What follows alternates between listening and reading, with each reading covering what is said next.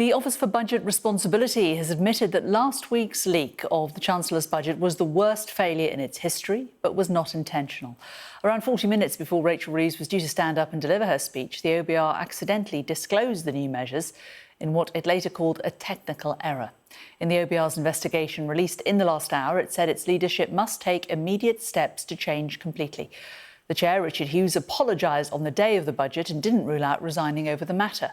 Our economics and data editor Ed Conway can tell us more.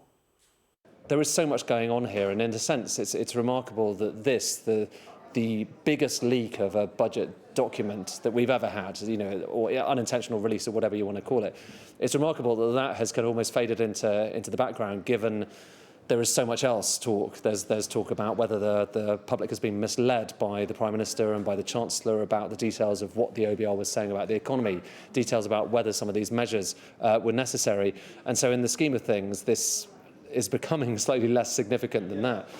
But nonetheless, a meaty report, and we'll kind of give you more over the course of the next few minutes and hours about it. As I say, it was accessible, they're saying, this document, which was the key document for the budget, was accessible from 11:30 to 12:08 when the OBR basically very hastily took it down, and that anyone with access to that particular web address was able to download it, which is indeed, frankly, what we did at Sky and what lots of people out there in the market did, and acknowledging as well that this caused some markets, certainly some kind of ups and downs on markets. It said it was accessed 43 times by 32 different users over that period, and the first access was 11:35, and the first evidence that it was online was 11:41, and you saw that all from the way that government bond yields in the UK just shot up, or rather shot down and then shot up again, as traders out there clearly had downloaded this, lucky the ones who were quick enough to kind of get it downloaded before it got taken down,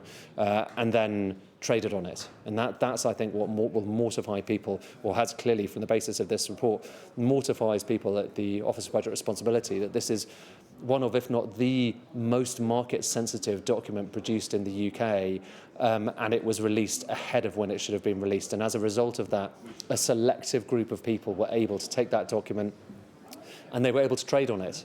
And you saw that in markets. You saw a big fall and then a big rise in the gilt yield, and also in other markets in the UK as well. And some would raise the question of whether the OBR then erred twice, having first of all put it online prematurely. They then erred in taking it down, because then it became a slightly arbitrary thing as to whether you had the document or didn't. So that's the report. I mean, as I say, it's a chunkier one than we expected, and we'll have more from this backstory as we get it. But there's a little bit more detail about perhaps how this happened, and it does look certainly.